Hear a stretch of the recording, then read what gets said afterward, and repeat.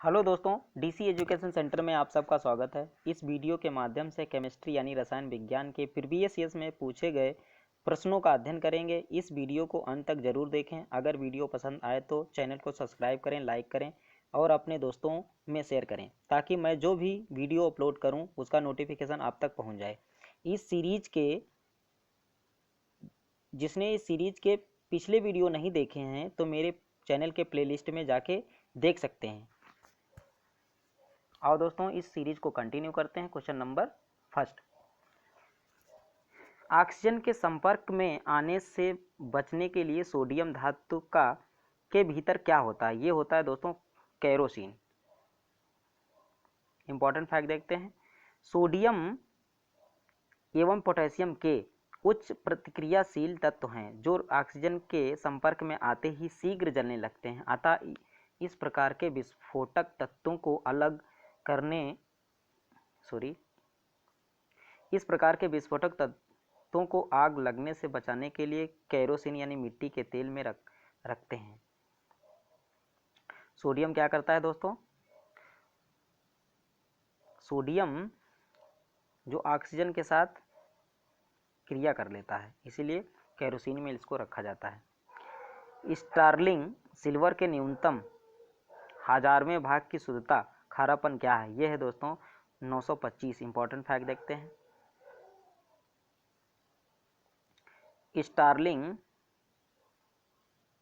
Starlink silver एक चांदी की मिश्र धातु है जो 92.5% चांदी और 7.5% दूसरी धातु तांबा से मिलकर बनी होती। चांदी और तांबे से मिलकर बनी होती। इसके 1000वें भाग में न्यूनतम यानी 925 भाग चांदी होती है।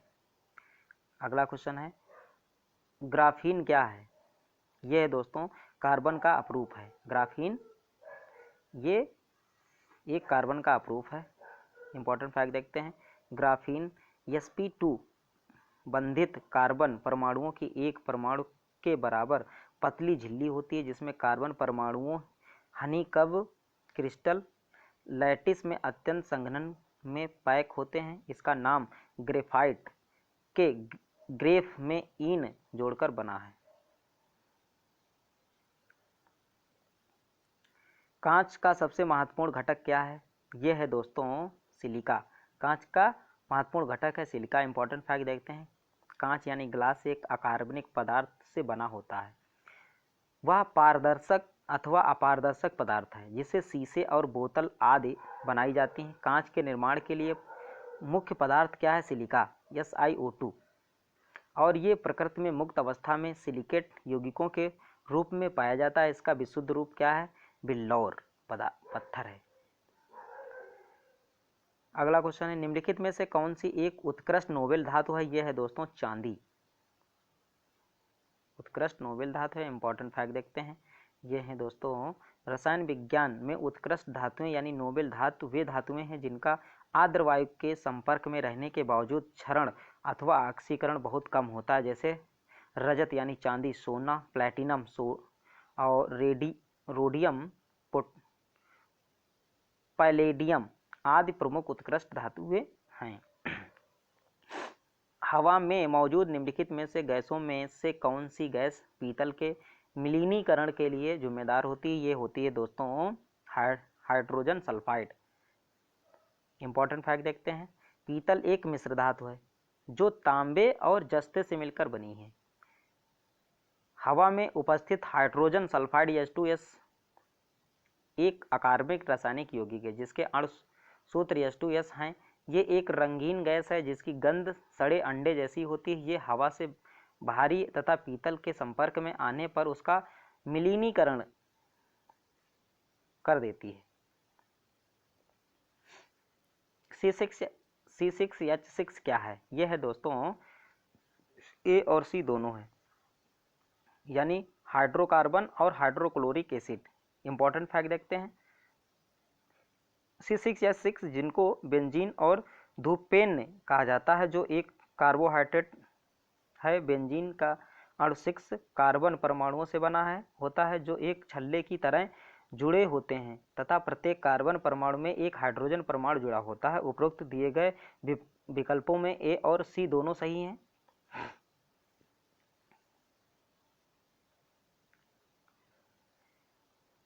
C6 या 6 की संरचना देखो दोस्तों, C, इसमें सब एक एक हाइड्रोजन परमाणु जुड़ा हुआ है। मैग्नीशियम मिल्क का प्रयोग किस प्रकार किया जाता है? ये किया जाता है दोस्तों घुट्टी यानी लैक्सेटिव। इंपॉर्टेंट फैक्ट देखते हैं, मिल्क ऑफ मैग्नीशियम समसामयिक कब्ज, पेट की खराबी, खट्टी डकार और घुट्टी लैक्सेटिव के उपचार में प्रयोग किया जाता है।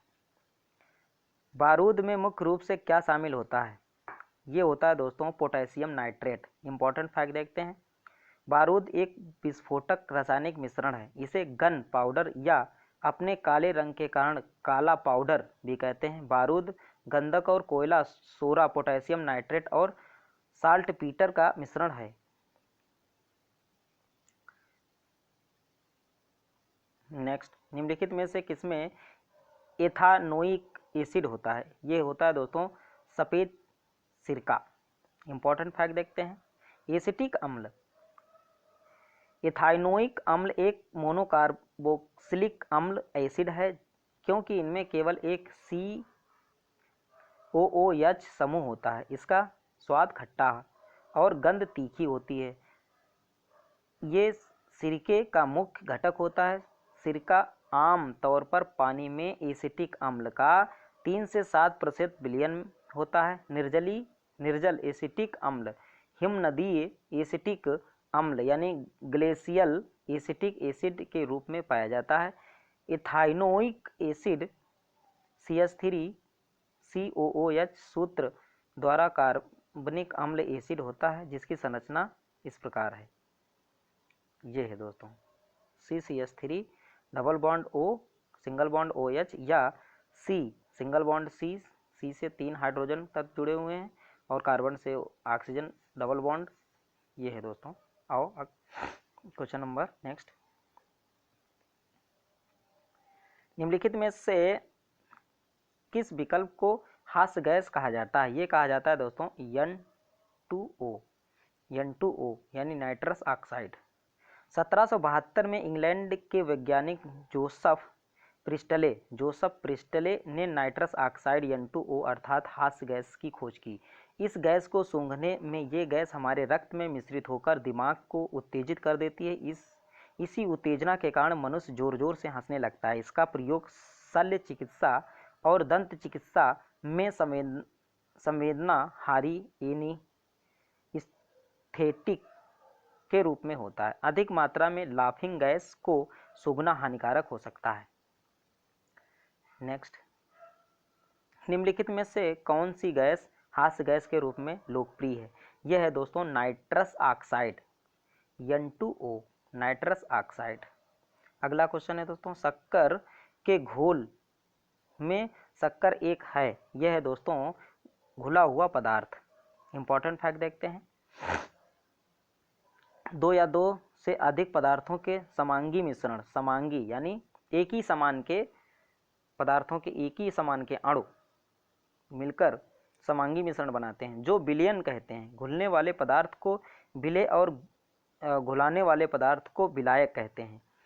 जहाँ गैसें या कई ठोस किसी द्रव में घुलता है तब द्रव के विलायक एवं गैस या ठोस को विलेय कहते हैं। जैसे चीनी एवं पानी के घोल को चीनी विलेय एवं पानी क्या है? विलायक है। पानी विलायक का काम करता है, जो चीनी को अपने में क्या कर लेता है? विलय कर लेता है। इसी प्रकार नमक एवं पानी के घोल में नमक विलेय एवं पानी विलायक का काम करता है। टूथपेस्ट की सामग्रियों में से एक नहीं है। यह है दोस्तों सोडियम कार्बोनेट। सोडियम कार्बोनेट नहीं है। यह है दोस्तों फ्लोराइड भी है, कैल्शियम कार्बोनेट होता है, मैग्नीशियम कार्बोनेट भी होता है, लेकिन सोडियम कार्बोनेट नहीं होता है। इंपॉर्टेंट फैक्ट देखते हैं, टूथपेस्ट बनाने में होने वाली सामग्री निम्न है, जैसे fluoride, calcium carbonate, magnesium carbonate आदि का प्रयोग किया जाता है। सोडियम कार्बोनेट एक अकार्बनिक यौगिक है। कैसा है? अकार्बनिक यौगिक है। इसका उपयोग कपड़ा धोने के लिए सोडा के रूप में प्रयोग किया जाता है, जो जल की कठोरता को दूर कर देता है। इसका जली घोल क्षारीय होता है। और ये जल में अति विलय है। ये टूथपेस्ट में सम्मिलित नहीं होता है। ये सूत्र इसका होता है दोस्तों Na2 यानी Na2CO3।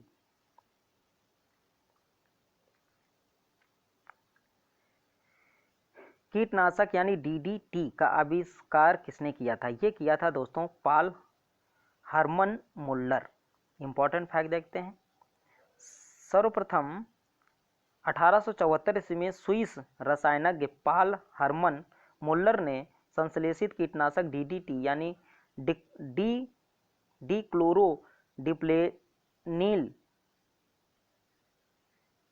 ट्राइक्लोरोएथेन का आविष्कार किया था, जो वर्ष 1939 ईस्वी में द्वितीय विश्व युद्ध के दौरान मलेरिया या हैजा की बीमारी के रोकथाम के लिए प्रयोग किया गया था। इसके लिए वर्ष 1948 में इन्हें नोबेल पुरस्कार से सम्मानित किया गया था, जिसकी संरचना निम्न है। जय है दोस्तों। नेक्स्ट क्वेश्चन है दोस्तों C12H22O11 के रूप में भी जाना जाता है। ये जाना जाता है दोस्तों चीनी को। इंपॉर्टेंट फैक्ट देखते हैं। इंपॉर्टेंट फैक्ट यानी C12H22O11 चीनी शक्कर के रूप में जाना जाता है, जिसका रासायनिक नाम सुक्रोज होता है। रासायनिक नाम क्या है? चीनी का सुक्रोज है दोस्तों। सुक्रोज C12H22O11 एक यौगिक होता है। क्या होते हैं दोस्तों? यौगिक होते हैं। कंपाउंड मतलब यौगिक एक या एक से अधिक धातुओं से मिलकर बने होते हैं, तत्वों से मिलकर बने होते हैं, जो टूटने पर एक अणु ग्लूकोज यानी C6H12O6 एवं एक अणु फ्रक्टोज C6H12O6 बना लेते हैं। इन दोनों अणुओं को पॉलीसैकेराइड्स भी कहते हैं। अगला क्वेश्चन है दोस्तों, निम्नलिखित कीटनाशकों में से किसका हानिकारक प्रभाव केरल में स्वास्थ्य मुद्दों का प्रचार करते समय मीडिया नजर में आई? यह है दोस्तों एडोसल्फान। इंपॉर्टेंट फैक्ट देखते हैं। एडोसल्फान एक कीटनाशक दवा है जिसका प्रयोग कृषि में किया जाता है। इसका रासायनिक सूत्र होता है C9H6Cl6O3S तथा घनत्व 1.74 ग्राम प्रति सेंटीमीटर क्यूब। ये जल में घुलनशील है। नेक्स्ट, गर्म शीशे को धीमे धीमे ठंडा करने की क्रिया को क्या कहते हैं? ये कहते हैं दोस्तों एनीलिंग। इंपॉर्टेंट फैक्ट देखते हैं। किसी गर्म धातु को उसकी मूल अवस्था में लाने के लिए जिस प्रक्रिया का प्रयोग किया जाता है उसे एनीलिंग कहते हैं। जैसे गर्म शीशे को धीमे धीमे ठंडा करना, तांबे ट्यूब झुकने के बाद एनेलीड किया जाना चाहिए, नहीं तो वे भंगुर यानी ब्रिटल हो जाएंगे, यानी कमजोर पड़ जाएंगे, टूट जाएंगे। निम्नलिखित किस गैस के रिसाव के कारण भोपाल गैस त्रासदी हुई थी? ये हुई थी दोस्तों मिथाइल आइसोसाइनेट। इंपॉर्टेंट फैक्ट देखते हैं। भारत में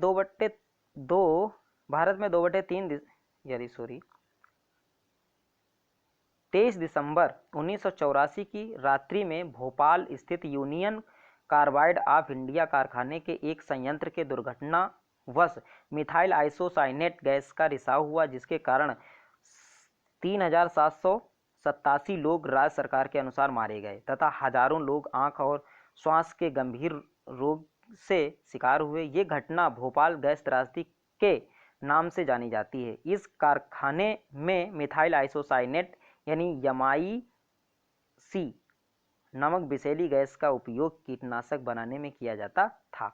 मिथाइल आइसोसाइनेट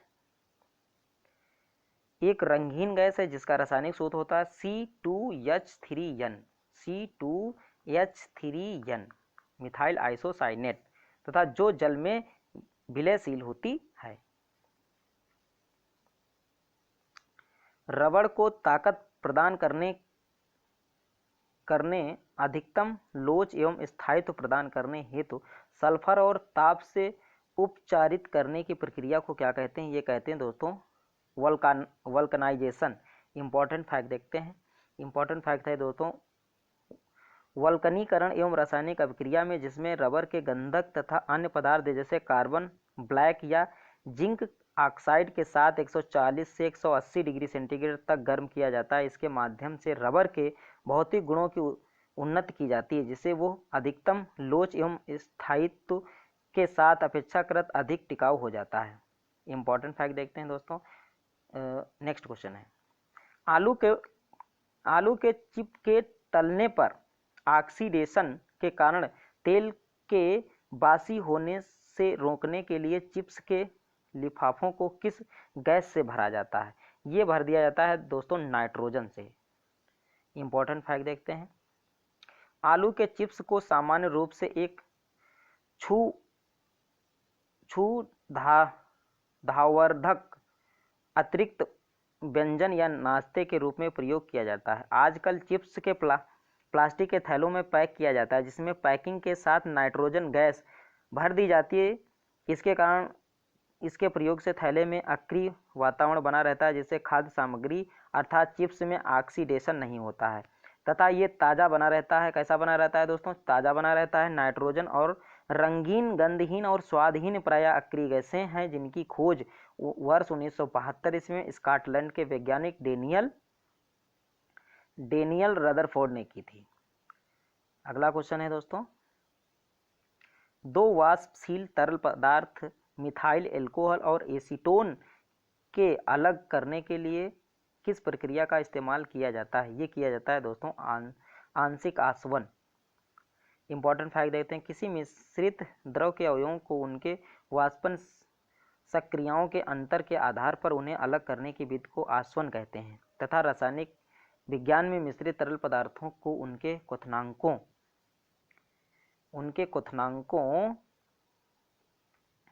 में अंतर बहुत कम होता है, जिसे खनिज तेल या कच्चे तेल में से शुद्ध डीजल, पेट्रोल और मिट्टी के तेल, कोल तार और मिथाइल एल्कोहल और एसीटोन आदि को अलग करने की प्रक्रिया आंशिक आसवन कहलाती है।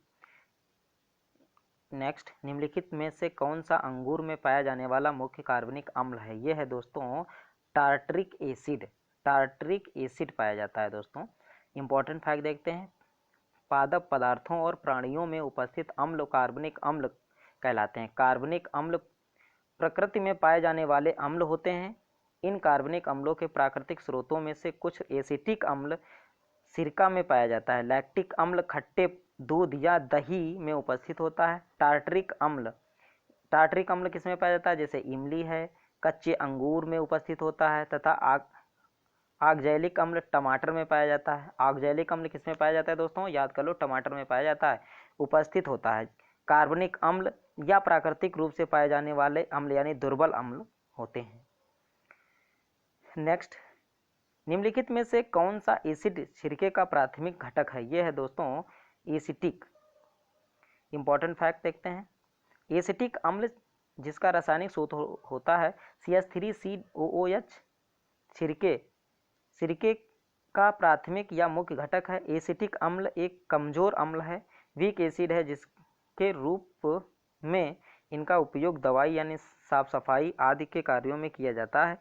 ये विभिन्न खाद्य पदार्थों के संरक्षण एवं आचार निर्माण में भी परिरक्षक के रूप में प्रयुक्त होता है। नेक्स्ट, निम्नलिखित में से कागज में से किसने पुनर्चक्रीय नहीं किया जा सकता? ये नहीं किया जा सकता दोस्तों मोमयुक्त कागज। मोमयुक्त कागज को पुनः चक्रित नहीं कर सकते हैं। मोमयुक्त कागज एक ऐसा कागज होता है जिसे पुनः या दोबारा पुनर्चक्रित नहीं किया जा सकता है।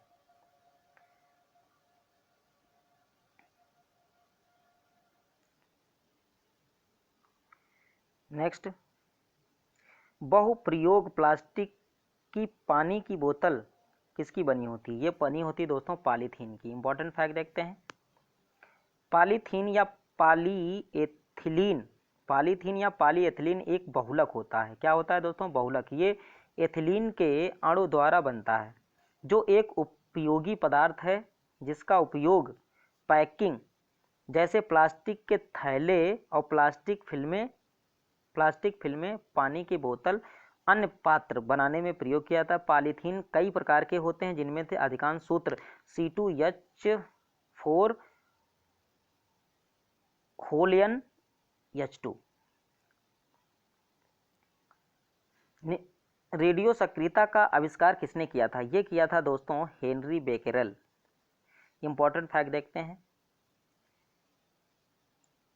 रेडियो सक्रियता एवं रेडियोधर्मिता वह प्रक्रिया होती है जिसमें एक अस्थिर परमाणु अपने नाभिक में आयनीकारी विकिरण के रूप में ऊर्जा निकालता है। ऐसे पदार्थ जो स्वयं ही ऊर्जा निकालते हों विकिरण या रेडियोधर्मी कहलाते हैं।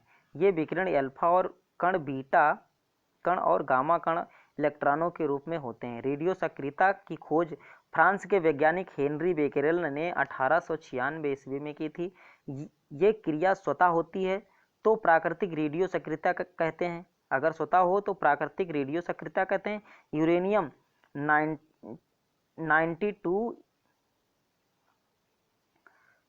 यूरेनियम 235 पहला खोजा गया प्राकृतिक रेडियो सक्रियता है। इसका प्रमाण क्रमांक 92 है। इसका प्रमाण भार क्या है?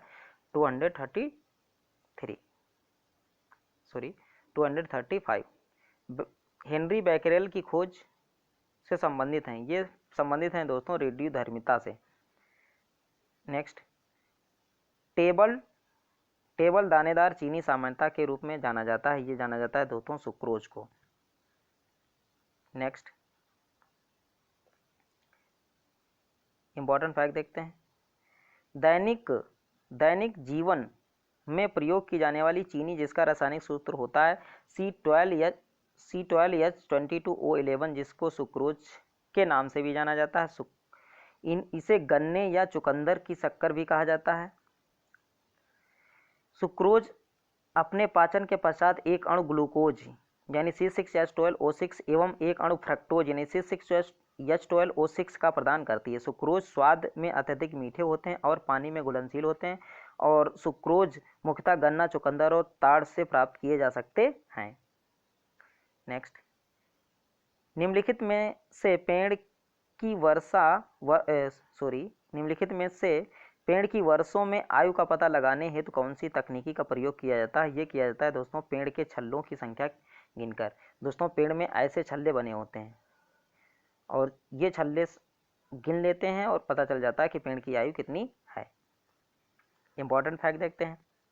पेड़ को काटकर हम उस पर उभरे हुए चक्रों को गिन सकते हैं। इन छल्लों की संख्या से हमें उस पेड़ की उम्र का पता चलता है। ध्यातव्य है कि ज़्यादातर पेड़ सालाना 2 रंग के छल्ले बनाते हैं। प्रत्येक वर्ष बने एक छल्ले में पतली पट्टी फ्लोएम और मोटी पट्टी जाइलम की होती है। पतली पट्टियां साल के ठंडे और मोटी पट्टियां साल के गर्म दिनों को दर्शाती हैं। जाइलम दोस्तों जड़ से जल ले जाने का काम करता है। जाइलम बोले तो जल, ये दोस्तों रूट से यानी जड़ों से क्या पत्तियों तक जल पहुंचाने का काम करता है। और एक फ्लोएम होता है, ये क्या है दोस्तों? टिश्यू हैं। फ्लोएम क्या काम करता है? जो पत्तियों में भोजन बना है इस भोजन को पौधे के अन्य भागों में पहुंचाने का काम करता है फ्लोएम। नेक्स्ट,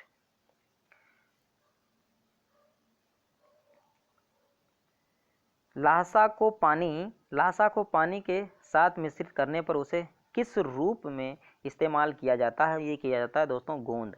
इंपॉर्टेंट फैक्ट देखते हैं। जब लासा तथा पानी को मिश्रित करके गर्म किया जाता है तो इस प्रकार लासा और पानी तरल पदार्थ का रूप लेता है जिसके कारण इसमें कुछ चिपचिपाहट के गुण आ जाते हैं। इसे ही गोंद ग्लू कहा जाता है, जिसका उपयोग विभिन्न प्रकार की वस्तुओं को जोड़ने यानी चिपकाने में किया जाता है। विलायक अणुओं की एक अर्धपारगम्य झिल्ली के माध्यम से उच्च घनता वाले क्षेत्र में सहज नेट ब्यूनेट जो कि उस दिशा में जो घुले पदार्थ की घनता को दोनों तरफ से सामान्य बनाती है उसे कहते हैं दोस्तों ऑस्मोसिस। इंपॉर्टेंट फैक्ट देखते हैं। प्रत्येक कोशिका की बाहरी सीमा पार एक अर्धपारगम्य कोशिका आवरण होता है जिसमें से होकर कुछ पदार्थ कोशिका के बाहर से अंदर, अंदर से बाहर आते जाते रहते हैं, किंतु प्रत्येक पदार्थ कोशिका आवरण से होकर आर पार आवागमन नहीं कर सकते। अतः ऐसा भी संभव हो सकता है कि कोशिका के अंतर्गत कोशिकातिरिक्त द्रवों में आयनों की सांद्रता भिन्न भिन्न होती है और जब भी ऐसी स्थिति उत्पन्न होती है तो ऑस्मोसिस की क्रिया प्रारंभ हो जाती है, अर्थात कोशिका के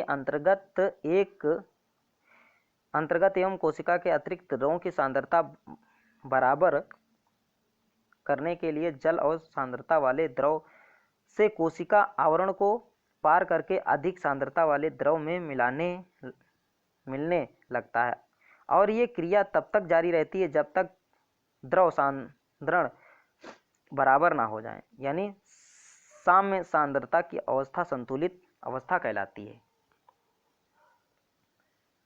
निम्नलिखित में से कौन सा दंत चिकित्सक द्वारा एनीस्थेटिक के लिए स्थापनापन्न के रूप में इस्तेमाल किया जाता है? ये किया जाता है दोस्तों नाइट्रस ऑक्साइड। इंपॉर्टेंट फैक्ट देखते हैं। नाइट्रस ऑक्साइड जिसका रासायनिक सूत्र होता है N2O, जिसे लाफिंग गैस के रूप में भी जाना जाता है, एक अकार्बनिक यौगिक है। ये कैसा है दोस्तों? अकार्बनिक यौगिक है। सामान्यतः ताप पर ये रंगीन और अज्वलनशील, मोहक गंध तथा हल्के मीठे स्वाद जैसी होती है। इसका प्रयोग शल्य चिकित्सा और दंत चिकित्सा में संवेदनाहारी अर्थात एनीस्थेटिक के रूप में किया जाता है। टेफ्लॉन खाना पकाने के उपकरणों में एक नॉनस्टिक कोटिंग में इस्तेमाल किया जाता है। तारों आदि में अपने इंसुलेशन विशेषता के कारण इलेक्ट्रॉनिक उपयोग में इस्तेमाल किया जाता है। बहुलक पॉलीमर होता है जिसमें कार्बन बॉन्डिंग शामिल होता है। ये होता है दोस्तों फ्लोराइड।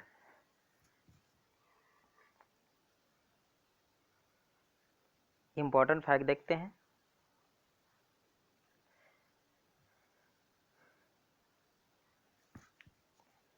कार्बन फ्लोरीन जो कार्बन फ्लोरीन के बीच का एक सहसंयोजक बंध यानी बॉन्ड है, जो आर्गैनोफ्लोरीन यौगिकों का एक घटक होता है। कार्बनिक रसायन में दूसरा सबसे मजबूत बॉन्ड होता है, जो अपनी आयनित चरित्र के कारण कई लंबाई का होता है। जब कार्बनिक यौगिक में कार्बन पर फ्लोरीन के अणु के ज़्यादा से ज़्यादा जोड़ा मिलाया जाता है तो उनके बंधक मजबूत और छोटे हो जाते हैं। अतः यही कारण है कि कार्बन बॉन्डिंग में फ्लोराइड को मिलाया जाता है। निम्नलिखित में से किसके द्वारा रासायनिक ऊर्जा को विद्युत ऊर्जा में परिवर्तित किया जा सकता है? ये किया जा सकता है दोस्तों बैटरी। इंपॉर्टेंट फैक्ट देखते हैं। बैटरी द्वारा रासायनिक ऊर्जा को विद्युत ऊर्जा में परिवर्तित किया जा सकता है।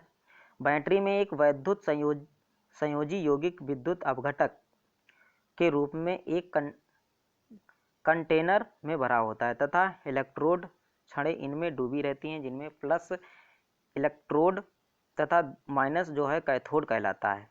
इन्हीं इलेक्ट्रोडों को बाह्य परिपथ में तार द्वारा जोड़ने पर विद्युत धारा प्रवाहित होने लगती है। विद्युत अपघटन का विलयन विद्युत धारा का प्रवाह बनाए रखने हेतु आवश्यक आवेश यानी चार्ज प्रदान करता है। नेक्स्ट, निम्नलिखित में से कौन सा उपकरण रासायनिक ऊर्जा को विद्युतीय ऊर्जा में परिवर्तित करता है? यह है दोस्तों बैटरी। निम्न का सही मिलान करें। रेडियो तरंगे, माइक्रोवेव।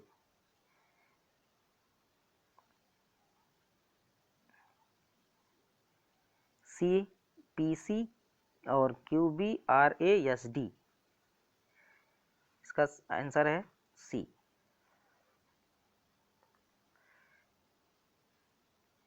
इंपॉर्टेंट फैक्ट देखते हैं।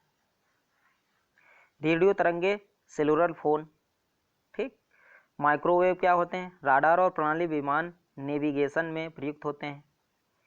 अवरक्त तरंगे क्या है? घरेलू इलेक्ट्रॉनिक्स की रिमोट स्विच हैं दोस्तों। गामा किरण क्या है? चिकित्सा में कैंसर की कोशिकाओं को नष्ट कर देती हैं।